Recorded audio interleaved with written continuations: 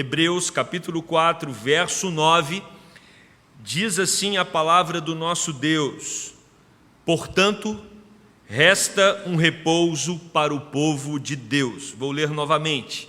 Portanto, resta um repouso para o povo de Deus. Vamos orar. Querido Deus, nós estamos aqui diante da Tua palavra na certeza de que mais uma vez o Senhor vai falar aos nossos corações. Ilumina-nos, Deus, dá-nos da direção do Teu Espírito, para que entendamos o Teu recado, a Tua mensagem, e que saiamos deste momento cheios do Senhor mesmo. Essa é a nossa oração e a fazemos no nome de Jesus. Amém e amém. Eu não sei se você convive com uma pessoa que o tempo todo está falando que fala que está cansada. Não sei se alguém na sua casa é assim, acorda já cansado. Faz alguma coisa e diz: nossa, mas cansei tanto de fazer aquilo. No final do dia: nossa, mas estou tão cansado. A todo momento essa pessoa está falando que ela precisa descansar, ela precisa renovar as suas energias. Às vezes a gente começa a desconfiar que o indivíduo faz isso para não pedirmos alguma coisa para ele, Porque a todo momento ele está impedido de fazer algo a mais, porque ele já está cansado daquilo que ele fez. E quando nós olhamos para esse texto aqui, ele nos remete a descanso. E hoje eu quero falar com você sobre descanso, porque alguns podem até usar essa estratégia de dizer que está cansado o tempo todo para não contribuir com um outro trabalho, mas a grande verdade é que, com muita probabilidade, nós estamos cansados. Vivemos um momento de exaustão, um momento onde a ansiedade aumentou bastante, a depressão também tem sido uma marca, principalmente no Brasil. Dados mostram que o Brasil é um dos países com maior índice de ansiedade e depressão. Vivemos um momento muito tenso nas nossas emoções. Além dessa tensão emocional, psicológica, física, nós também temos elementos que nos cercam, como a incerteza. Nós não sabemos muito bem como as coisas vão caminhar daqui para frente. Isso gera um desgaste muito grande. Temos os afazeres dos nossos trabalhos, temos os afazeres domésticos, aquilo que faz parte da nossa rotina, e nós estamos cansados. A verdade é que são 6 meses de uma pandemia que já esgota as nossas forças. Cansados de ficar em casa, cansados de falar sobre Covid-19, cansados de esperar, cansados de restrições, cansados de usar máscaras, de ouvir informações contraditórias. Estamos cansados de criar expectativa pela vacina, cansados de tantas incertezas, de esperar pelo retorno das atividades da igreja e dos demais estabelecimentos. E o que elimina o nosso cansaço, você sabe disso, quando nós estamos vivendo um momento de intensa atividade, o que bloqueia esse cansaço é o descanso, é o relaxamento. E para você quebrar essa rotina intensa, você precisa ter momentos de refrigério. E um dos grandes males desse tempo que estamos vivendo é que é difícil você quebrar a sua rotina para ter os oásis, porque esses oásis, para nós, eles são simbolizados por diversos elementos. É a oportunidade de você sair para passear com alguém no parque, é a oportunidade de você ir para a praia, é a oportunidade de você sair para lanchar com a família, é a ida num cinema, a ida num teatro, a ida num shopping. São esses momentos de quebras na rotina que nos ajudam no processo de relaxamento, e nós estamos impedidos de fazer tudo isso. E aquela viagem maravilhosa com a nossa família, que sempre produz um refrigério para a nossa alma, estamos impedidos. Então, vivemos um momento de muita pressão, e essa pressão, ela aumenta à medida que nós não temos válvulas de escape para poder relaxar por um tempo. É natural que estejamos cansados nesse momento. E o autor de Hebreus aqui, ele está falando sobre descanso. O tema central do versículo que nós lemos, e a gente vai caminhar em volta desse versículo para entender exatamente o que ele tem para nos ensinar, é que o nosso Deus é um Deus que nos convida para o descanso. O capítulo 4, do versículo 1 ao versículo 11, para você ter uma ideia, a palavra descanso, ou o verbo descansar, aí nos 11 primeiros versículos do capítulo 4, aparece 10 vezes. Praticamente em cada versículo você tem ou a palavra descanso ou o verbo descansar, mostrando que essa é a ênfase do texto. É a ênfase do texto porque o autor está escrevendo para uma igreja que também cansava. Não sabemos quem é o autor de Hebreus, o que sabemos é que ele escreve aqui para mostrar a superioridade de Cristo. Jesus está acima dos profetas, né? Começa falando, versículo 1 do capítulo 1, tendo Deus outrora falado pelos pais e os profetas, hoje nos fala por meio do seu Filho. Então, o autor vem mostrar essa superioridade de Jesus, e ele vem também nos ensinar que em Jesus nós temos o descanso verdadeiro. Essa é a ênfase aqui do autor no capítulo 4. E para ele trabalhar esse tema no capítulo 4, ele já introduziu o assunto no capítulo 3, quando ele faz uma longa citação do Salmo 95, o final do Salmo 95. E o que trata ali no Salmo 95? Trata da saída do povo do Egito para entrar na terra prometida. Entre a saída do Egito e a entrada na terra prometida, você tem ali no meio o deserto. Você tem um período ali intermediário, e é exatamente durante esse período que o povo de Israel foi testado. Então você sai do Egito, depois sai do deserto e entra na terra prometida. Nós estamos também vivendo um momento de deserto, um momento de dificuldade. Estamos com santas expectativas para sairmos também desse deserto que fomos inseridos nele por causa do Covid-19. Mas aí o texto aqui vai nos ensinar claramente que Deus faz um convite para o seu povo desde o Antigo Testamento para o descanso. Qual era o projeto de Deus ao levar o povo de Israel para a terra prometida? Promover descanso a esse povo. Olha o que diz Deuteronômio capítulo 12, verso 10. Mas passareis o rio Jordão, diz Moisés, e habitareis na terra que vos fará herdar o Senhor, vosso Deus, e vos dará descanso de todos os vossos inimigos em redor, e morareis seguros. No entanto, meus irmãos, o que nós aprendemos é que quando o povo é liberto do Egito, povo que vivia em escravidão, povo que sofria, estava ali padecendo no Egito, Deus ouve o clamor do seu povo, Deus liberta o seu povo, e no processo de libertação no deserto, ali, Deus manifestando poder a esse povo o tempo todo, esse povo endurece o coração para Deus, esse povo cria ídolos no meio do deserto. Lê do engano é acreditarmos que o deserto quebranta o coração do homem. Lê do engano. Nós não podemos ser tão ingênuos achando que no deserto as pessoas vão se quebrantar e voltar para Deus. O que nós aprendemos com o povo de Israel no deserto é que o deserto pode se tornar uma fonte para criarmos ídolos. E aí talvez você diz, mas Deus não pode usar esse momento de pandemia para levar alguém a reconhecê-lo como Senhor? Claro que Deus pode, mas não crie uma expectativa achando que por causa do deserto pessoas vão se converter. Pessoas não se convertem por causa de deserto, pessoas se convertem pelo poder do Evangelho, pela palavra de Cristo, por crerem na cruz, e não o deserto. O deserto não tem capacidade de mudar a vida de ninguém. O deserto não tem capacidade para transformar as pessoas em pessoas melhores. Aliás, se tem algo que nós identificamos nesse momento de deserto, é o quanto a podridão humana vem à tona em diversas áreas. E não preciso citar aqui que todos nós estamos muito bem informados a respeito dos escândalos que nos cercam diante desse deserto que atravessamos. Por isso, atravessando o deserto atual, que estamos inseridos nele, nós precisamos fazer algumas considerações e tomar alguns cuidados. E eu quero convidar você a observar alguns pontos através do capítulo 4, do verso 1 ao 11. A primeira coisa que nós devemos tomar cuidado é: aprenda com quem falhou. Às vezes você quer aprender só com quem sabe mais que você.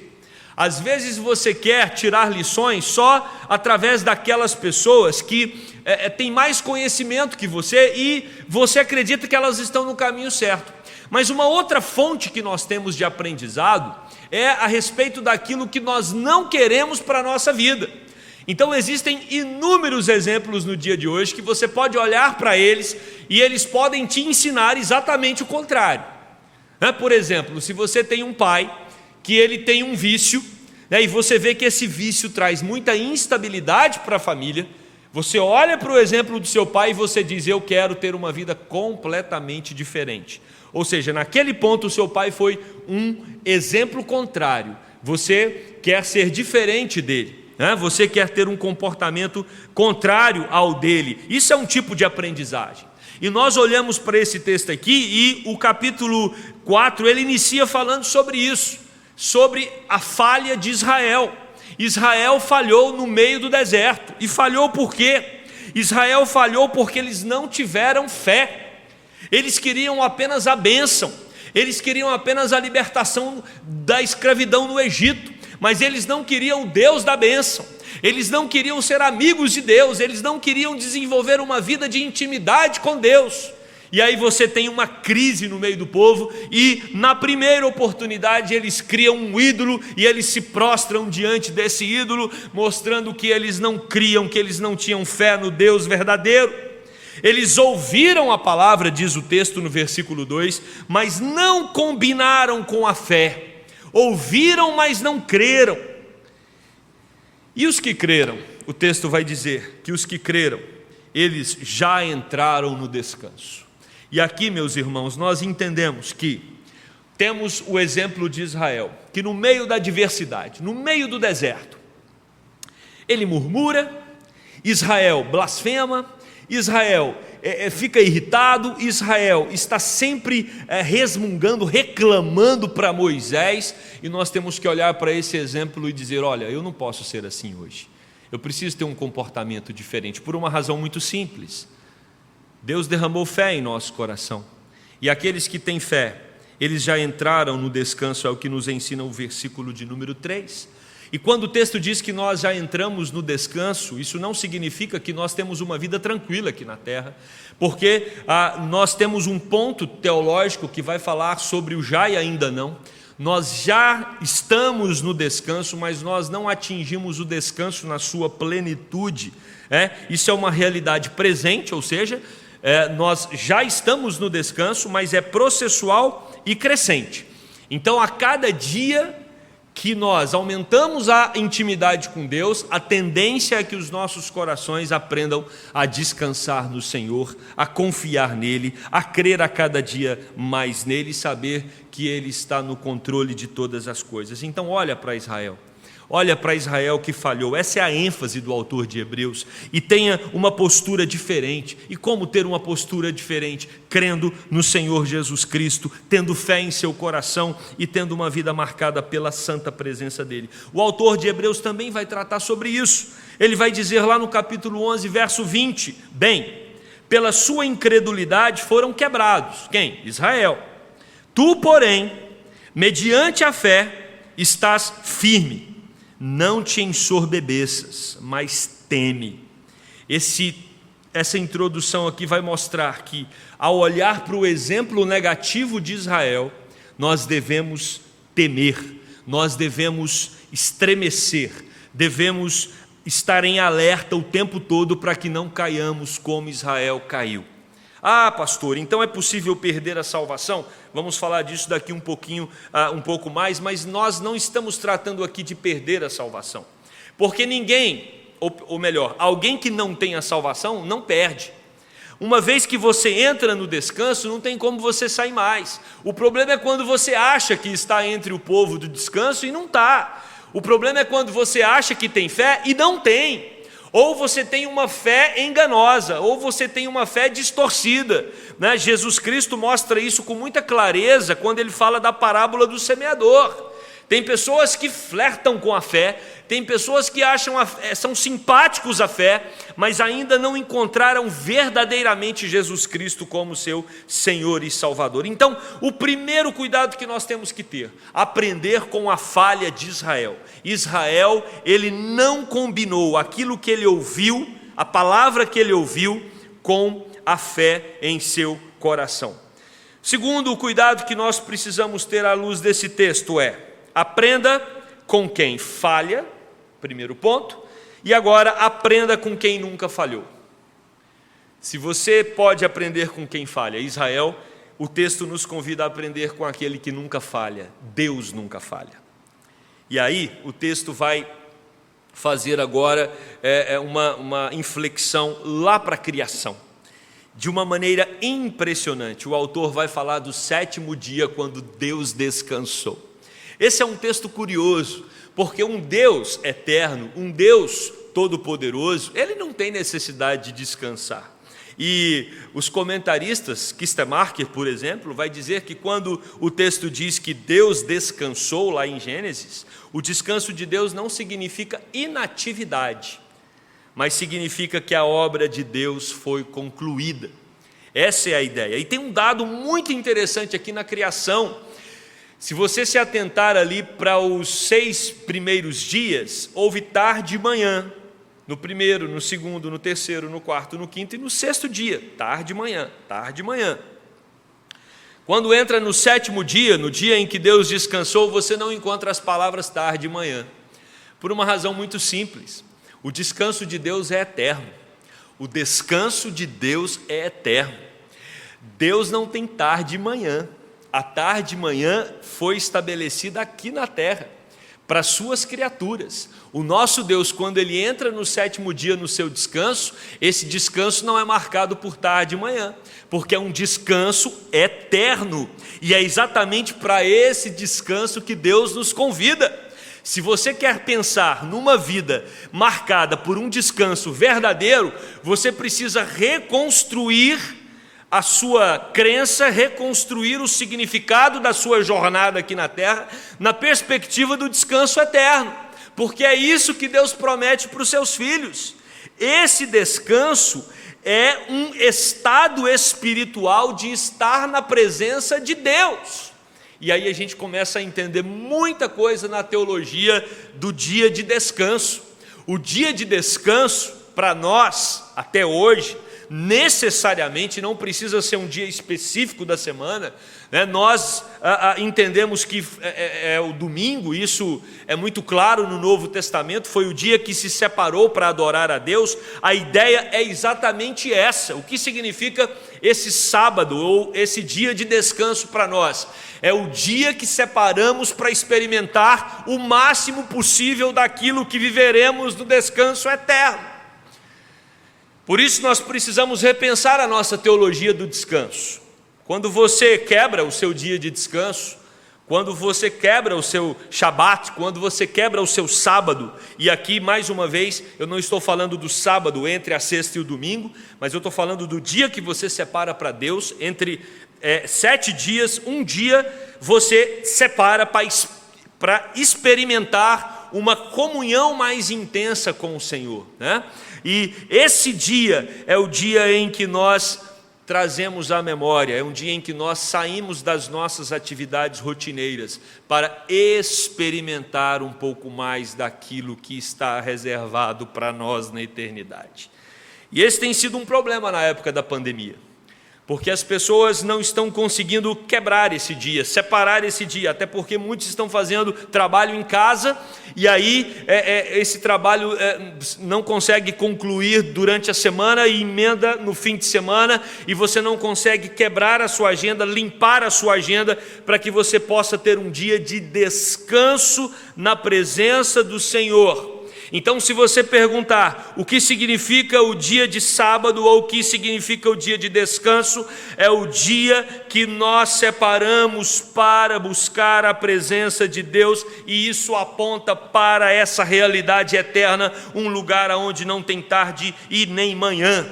A terra prometida simbolizava esse descanso, né? Jesus Cristo vai dizer: vinde a mim todos que estáis cansados e sobrecarregados, e eu vos aliviarei. Então nós percebemos claramente que na criação, o 7º dia, Deus está falando de descanso. O homem caiu, Deus começa um processo de redenção. No processo de redenção do ser humano, a terra prometida era a terra do descanso. Deus estabelece um dia na semana para que o povo descanse em intimidade com Ele. Quando Jesus vem ao mundo, o convite de Jesus é para descanso. Ou seja, irmãos, Se você é crente e você está cansado, se você é crente e você está sobrecarregado, você precisa redefinir algumas coisas no seu dia a dia, na sua agenda, na sua rotina. Nós precisamos redefinir a nossa vida à luz daquilo que a Bíblia estabelece. E se nós queremos sair do deserto, o processo de saída do deserto e entrada no descanso depende de uma reflexão interna constante a respeito desse descanso de Deus. Nós precisamos levar a sério. O dia de sábado, o dia de descanso, também não é um dia de relaxamento total, ou seja, eu vou me envolver com entretenimentos outros. Não, é dia de buscarmos a presença do Senhor, é dia de nos envolvermos com Ele em oração, é dia de almejarmos a vida eterna. Nós aprendemos que faltam ainda alguns, versículo 6 vai falar sobre isso, para entrar nesse descanso. Por isso, nós precisamos tomar algum cuidado. Aprenda com quem falhou. Não só aprenda com quem falhou, mas aprenda também com Deus que nunca falhou e que estabeleceu o descanso como um ponto de ligação entre nós e Ele, para que possamos almejar o descanso eterno. E quebrante-se. Terceiro cuidado, quebrante-se hoje. Quebrante-se hoje. Cuidado, porque o deserto pode endurecer o seu coração. Cuidado, porque o deserto pode levar você para mais longe de Deus, como foi o caso de Israel, e uma geração inteira foi sepultada no deserto, porque eles endureceram o coração para com Deus. Nós precisamos nos atentar, porque o deserto é árido, o deserto ele tende a nos matar, ele tende a sufocar a nossa fé, e nós precisamos nos quebrantar diante de Deus, e é isso que nos ensina o versículo 7, quando diz: portanto, Deus novamente estabelece um certo dia. E como é que esse dia se chama? Dia chamado hoje. Muito tempo depois de ter falado por meio de Davi, como disse antes: hoje, se ouvirdes sua voz, não endureçais os vossos corações. Deus falou isso aqui para o povo que estava saindo do Egito: não endureçais os vossos corações. Deus falou isso aqui no Salmo 95, lá com Davi: hoje, não endureçais os vossos corações. Deus falou isso aqui através do autor de Hebreus. Naquele tempo, Deus disse: hoje, não endureçais os vossos corações. E Deus também diz isso hoje, 13 de setembro, para todos aqueles que estão atravessando um deserto, mirando a saída: não endureçais os vossos corações. Precisamos rogar pelo quebrantamento de Deus. O nosso Senhor Jesus Cristo usou o deserto para buscar a presença do Pai, e devemos seguir o exemplo de Cristo e não o exemplo de Israel, que falhou.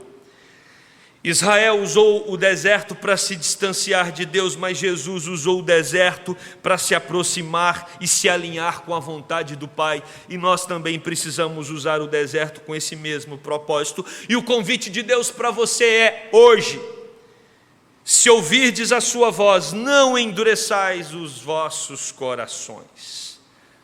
Cuidado, cuidado. Aprenda com aqueles que falharam. Aprenda com aquele que nunca falha. Quebrante-se hoje. E o quarto cuidado que você precisa ter: almeje o superior descanso. É isso que o versículo de número 8 tem a nos ensinar. Ora, se Josué lhes houvesse dado descanso, não falaria posteriormente a respeito de outro dia. Muitos acham que o descanso final é Israel, o Israel terreno. Muitos achavam que o fato de sair do Egito, atravessar o deserto e chegar até a terra prometida estava resolvido. E aí o autor de Hebreus diz: claro que não, até porque o próprio Josué falou de um outro descanso, Davi fala de um outro descanso, Jesus promete um outro descanso. A Bíblia está recheada da expectativa de um descanso futuro para o povo de Deus. Há um outro descanso que vai além da terra prometida. Essa terra prometida era apenas tipo e símbolo de Jerusalém espiritual. Já usei esse exemplo aqui no domingo passado, mas vou repetir. Essa pandemia, ela pode ser simbolizada também como um deserto. Todos nós estamos na expectativa do fim dessa pandemia, do encontro de uma vacina para resolver esse problema, esse mal, e certamente quando isso acontecer, isso vai trazer descanso aos nossos corações. Mas o texto está dizendo que nós devemos ter uma expectativa ainda maior pelo nosso encontro com Jesus Cristo, porque vai ser um descanso completo, pleno e eterno. Portanto, e aí chegamos no verso que lemos no início, resta um repouso para o povo de Deus. Existe um repouso sendo preparado para todos aqueles que creem no nome de Jesus.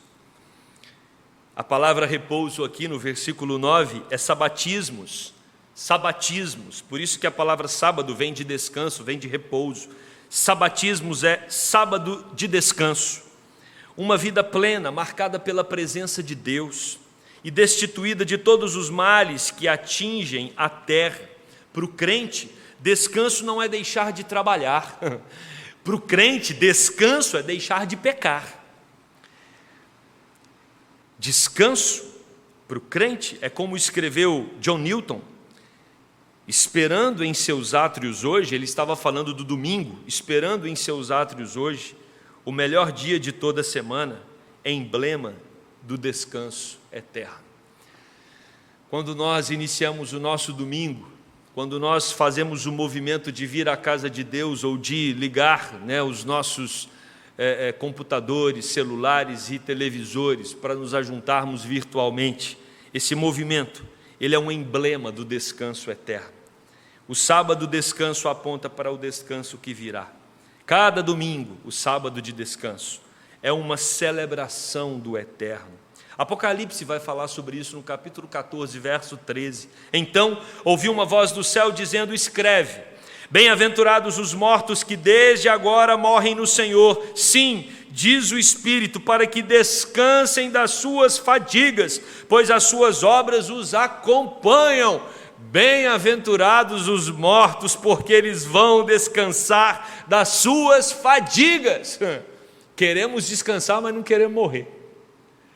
Só o poder do Evangelho é capaz de fazer com que a morte se torne um motivo de celebração, porque é isso que o texto está falando. Bem-aventurados ou felizes os mortos, que desde agora morrem no Senhor, sim, diz o Espírito, para que descansem das suas fadigas, pois as suas obras os acompanham. A saída do deserto implica em passar pela morte. Nós queremos sair do deserto, mas não queremos morrer. Não tem como. Por isso que a Bíblia trata com tanta naturalidade. Aliás, a morte é um dos temas centrais da Bíblia. Nós evitamos muito falar da morte, mas a morte ela permeia todas as Escrituras. O homem, quando peca, morre nos seus pecados. A partir desse momento, a morte entra na história. Jesus precisa vir para matar a morte. Então, a morte da morte só acontece por meio da morte de Cristo. Jesus Cristo vem para nos dar vida, e para nos dar vida ele tem que morrer. É isso que a Bíblia diz. Então a morte ela permeia todas as Escrituras, e Jesus vem para, de uma vez por todas, vencer a morte, garantir para o cristão que ele não precisa temer a morte, porque a morte significa a passagem para um lugar onde as nossas almas vão descansar eternamente. Você não precisa acelerar esse processo. Você não precisa querer antecipar o seu dia. Deus já determinou qual é o seu dia, fica tranquilo. Mas você tem que encará-lo com alegria. Nós temos que encará-lo com alegria, porque ele significa a expectativa alimentada por toda uma vida pelo grande e eterno descanso. Enquanto não chegamos lá, vamos alimentando dia após dia, domingo após domingo, sábado de descanso após sábado de descanso. Vamos nos alimentando da expectativa de um dia entrar no descanso eterno. O versículo 10 vai dizer: porque aquele que entrou no descanso de Deus, também ele mesmo descansou de suas obras, como Deus das suas. Deus está no próprio descanso eterno e aguarda os que anseiam por esse descanso que será ininterrupto. O sábado aqui na terra, ou o nosso domingo, ele é sombra para o sábado eterno. O sábado eterno é a substância, ou seja, quando a substância chegar, a sombra vai desaparecer. Então, o nosso dia do Senhor aqui, ele nos remete àquilo que virá de maneira plena, completa, eterna e marcada pela felicidade no Senhor. Se você quer ter uma vida de descanso, aprenda com quem falhou. Se você quer ter uma vida de descanso, aprenda com aquele que nunca falhou. Quebrante-se hoje, almeje o superior descanso. E por último, entenda que o descanso é para quem trabalha.